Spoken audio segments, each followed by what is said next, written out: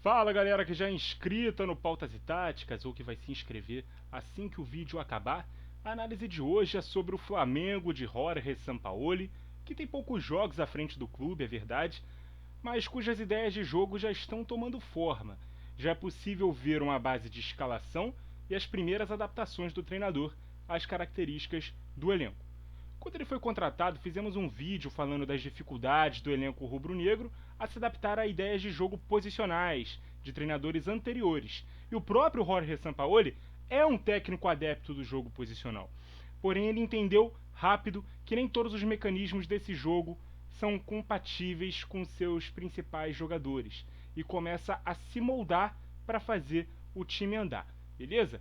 Em suas principais ideias até aqui, atualmente, em um jogo ou outro, o Sampaoli tentou implementar um sistema com 3 zagueiros, Fabrício Bruno, Davi Luiz e Léo Pereira, e abriu mão de ter o Everton Ribeiro no time.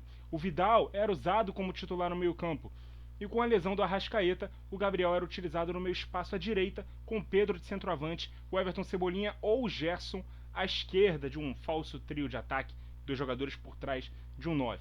Nessa ideia, o quarto elemento da saída de bola, muitas vezes se colocando como um zagueiro, era o goleiro Santos, que se posicionava muito adiantado e longe da meta quando o time tinha a bola, mas falhou em vários jogos e acabou perdendo a vaga. Vamos pegar aqui a nossa prancheta, vamos posicionar aqui o time no 3-4-3 para a gente ilustrar isso melhor, como é que a equipe do Flamengo estava funcionando. Eram 3 zagueiros,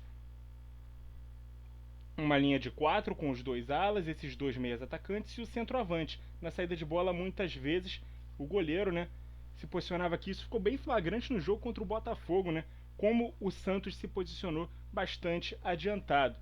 Mas o técnico reviu, os seus conceitos e passou a escalar a equipe de uma maneira diferente que a gente vai abordar já já, mas vamos devagar aqui nas nossas análises. Porque com essa formação, o time tentava jogar de uma forma mais posicional, mas esbarrava nos mesmos erros do Vitor Pereira e outros treinadores. Privava a liberdade intuitiva das principais peças. Depois de 3 derrotas seguidas no Brasileirão, o entendimento de que precisava trocar de sistema e de peças trouxe mudanças de desempenho e resultado. Matheus Cunha e Pulgar ganharam as posições de Santos e Vidal.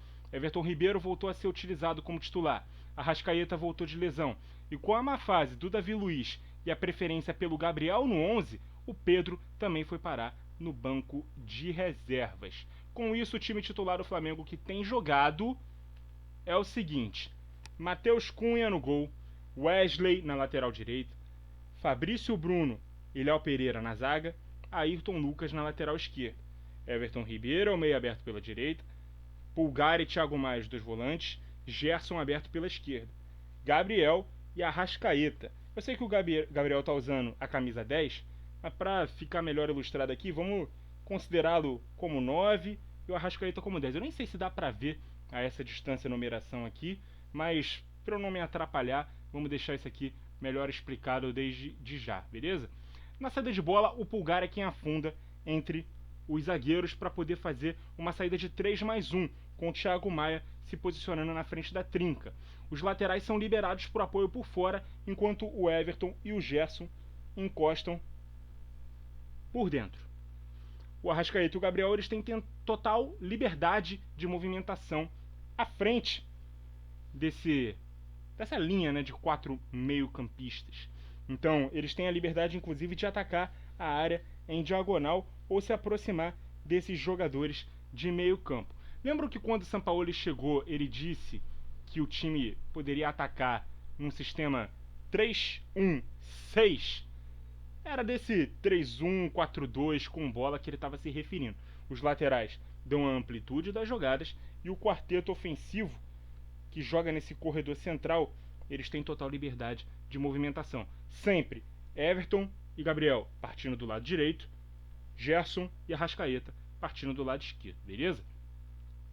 Recentemente, sem o Ayrton Lucas convocado, o Sampaoli preferiu substituí-lo pelo Léo Pereira na lateral esquerda. Deixa eu voltar aqui todo mundo para as suas posições para a gente não se perder. Então, o Ayrton Lucas, quando não estava disponível, o Léo Pereira saía da zaga e ia substituí-lo na lateral esquerda. Com isso, Davi Luiz voltava ao time titular, jogando como zagueiro. Mas ele também abriu mão do Thiago Maia no meio-campo e recuou o Gerson para essa função de meio-campista. Coloquei o Gerson aqui como sendo esse camisa 8, já que o Thiago Maia é o 8 e o Gerson foi fazer a função dele. Porque se você não tem o Ayrton Lucas na lateral e o Gerson trocou de posição, o Cebolinha era quem ganhava a vaga na ponta. Com isso, 3-6-1 ofensivo até continuava, porém com algumas trocas fundamentais entre que jogador, de que posição vai fazer que papel, beleza? Então vamos acompanhar aqui devagar quais foram essas mudanças. A saída de 3 era com o Fabrício Bruno, o Davi Luiz e o Léo Pereira, ou seja, um dos laterais fica de base, não são os dois subindo ao mesmo tempo. Sem o Thiago Maia, o Pulgar, que afundava na saída de 3 e não está participando mais da saída de 3, é quem fica com esse elemento, né, sendo o mais um. Se o lateral não sobe, o ponta esquerda, Everton Cebolinha, é quem dá amplitude pela direita. Na esquerda, perdão. Na direita quem fica é o Wesley, continua fazendo a mesma função. Com isso, o Gerson, partindo da dupla de volantes, acaba fazendo a mesma função com bola. Ele se coloca à esquerda dessa trinca de meio-campistas, assim como o Everton Ribeiro também fazendo a mesma posição. Então o Flamengo continua atacando no 3-1-4-2 ou 3-1-6, como o próprio Sampaoli fala, porém com esse reposicionamento, principalmente do Gerson e o do Léo Pereira, fazendo posições diferentes. Isso quando Ayrton Lucas esteve indisponível, porque estava servindo a seleção, ou ainda não tinha voltado, tinha ficado no banco. O jogo contra o Bragantino foi um exemplo dessa estratégia, que não deu certo, aliás, né, nessa partida específica contra o Bragantino, mas é como o Sampaoli monta o time. Contra o Grêmio também, né, nos 3-0 aplicados no Maracanã, apesar de não ter sido um bom jogo do Flamengo, também usou essa escalação. Defensivamente, o time se compacta com duas linhas de 4, tendo o Pulgar livre para dar combate no portador da bola.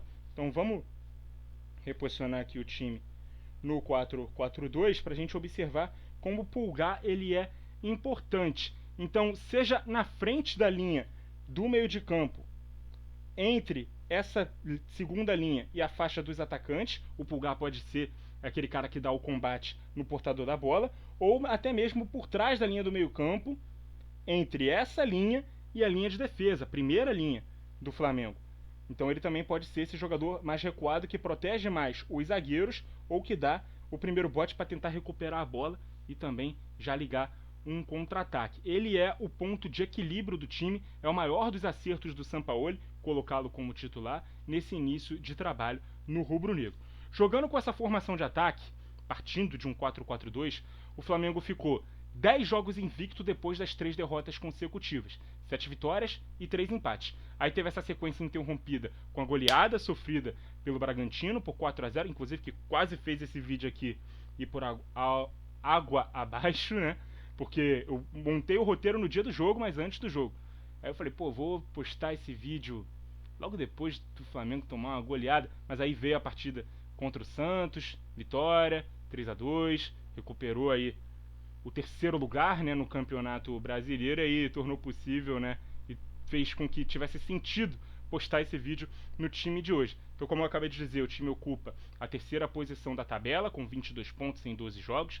Eliminou seu algoz do Campeonato Carioca, o Fluminense, nas oitavas de final da Copa do Brasil. Vai reencontrar mais uma vez o Atlético Paranaense.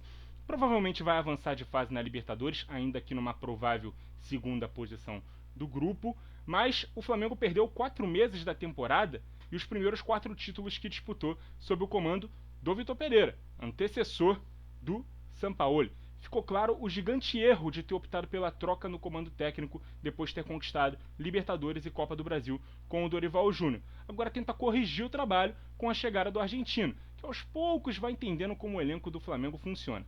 Se ele vai seguir se adaptando ou tentando aos poucos, né, gradativamente, dar a sua cara ao time, a gente não sabe. Mas só de ter tornado esse time competitivo de novo e aspirante aos grandes títulos da temporada, já é um avanço. Muito obrigado a você que acompanhou o vídeo até aqui. Continue ligado no Pautas e Táticas. E até a próxima!